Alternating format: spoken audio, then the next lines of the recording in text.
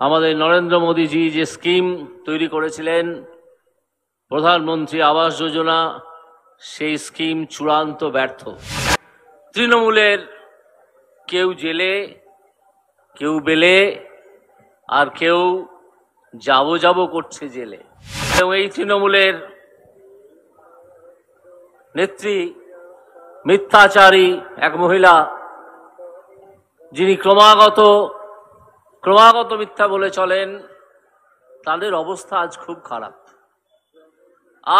খারাপ। তারা বুঝতে পারছেন যে বিজেপি পশ্চিমবঙ্গে, শুধু তারা কেন, আপনারাও নিশ্চয়ই বুঝতে পারছেন যে বিজেপি পশ্চিমবঙ্গে এত আসন পাবে এই লোকসভা নির্বাচনে যে তাদের বিদায় ঘণ্টা, তাদের বিসর্জনের বাজনা বেজে গেছে। আপনারা সন্দেশখালির ঘটনা জানেন। 11 বছর ধরে কিভাবে সেখানে মহিলাদের ওপর, এগুলো করবেন না 11 বছর ধরে কিভাবে সেখানকার নাকি একজন বাঘ ছিলেন, তার নাম শাহজাহান, কিভাবে মহিলাদের ওপর অত্যাচার করেছেন, তাদের সম্ভ্রম, তাদের মর্যাদা নষ্ট করেছেন একেবারে পরিকল্পিত উপায়ে।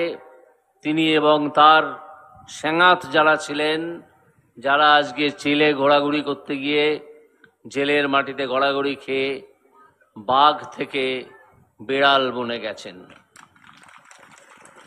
এরা আসলে বেড়ালেরই দল। পুলিশকে সঙ্গে নিয়ে এরা হঠাৎ বাঘ হয়ে ওঠে। এই কারণে বলছি যে যখনই কোনো অত্যাচার হয়েছে সন্দেশখালীর মা বোনের ওপর, তারা পুলিশের কাছে গিয়েছিলেন অভিযোগ জানাতে। পুলিশ বলেছে, আমি তো অভিযোগ নিতে পারবো না, তোমাকে শাহজাহানের কাছ থেকে লিখিয়ে আনতে হবে।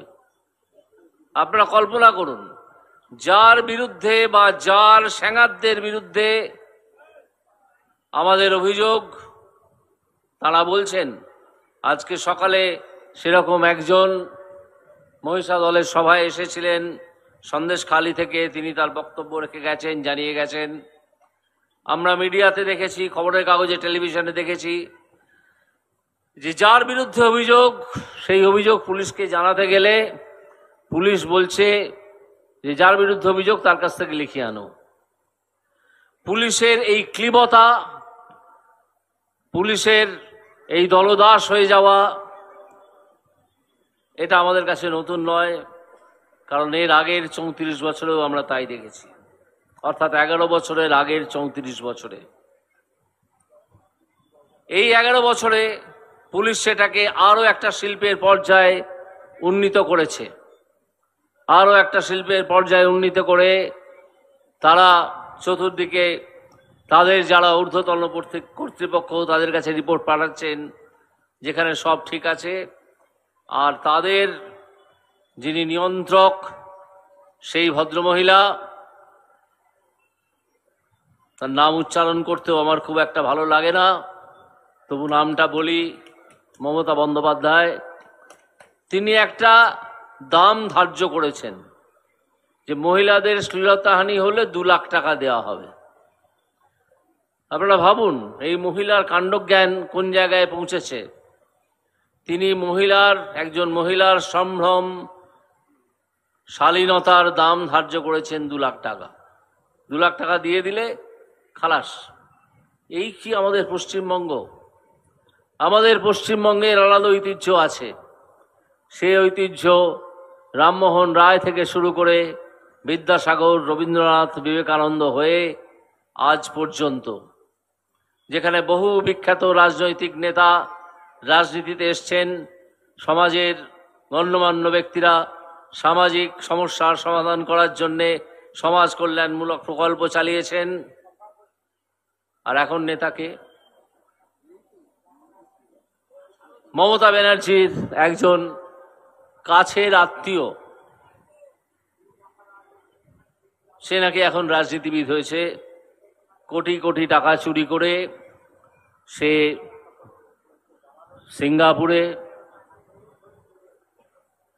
দুবাইতে এবং দক্ষিণ কোরিয়ায় এবং আরও অন্যান্য জায়গায় দক্ষিণ পূর্ব এশিয়ার সেখানে বিরাট বড় বড় বাড়ি তৈরি করেছে, যেগুলো অফিস বিল্ডিং হিসেবে ভাড়া দেওয়া হয় এবং সেখান থেকে তার কোটি কোটি টাকা উপার্জন হয়।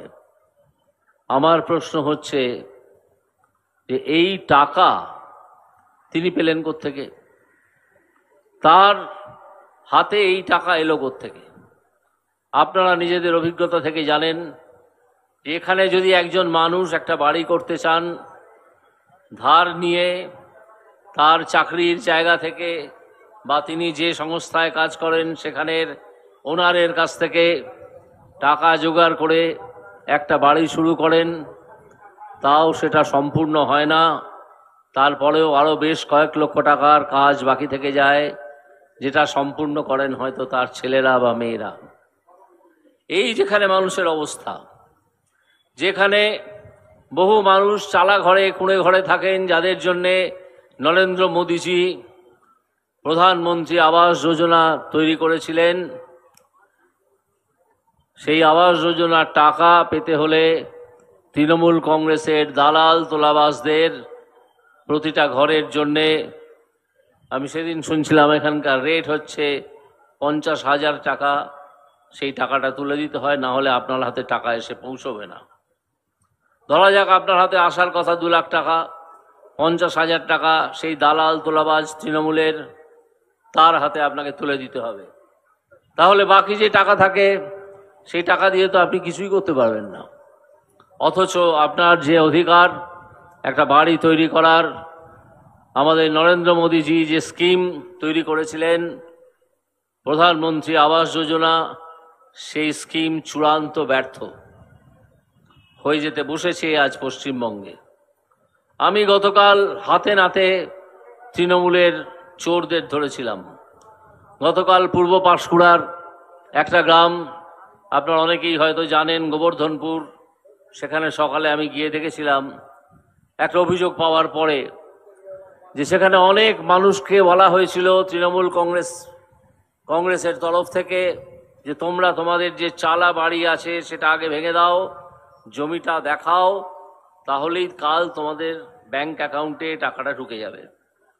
তারা সেই কথায়, সেই প্রতিশ্রুতিতে, সরল বিশ্বাসে, দরিদ্র মানুষ তার সরল বিশ্বাস ছাড়া আর কী বা করার আছে, সরল বিশ্বাসে সেই বাড়িগুলো ভেঙে দিয়েছিলেন, নিজেদের বাড়ি দেওয়ার পরে আজ পর্যন্ত 2 বছর হয়ে গেছে, তার একটা টাকাও তার ব্যাংক অ্যাকাউন্টে ঢোকেনি।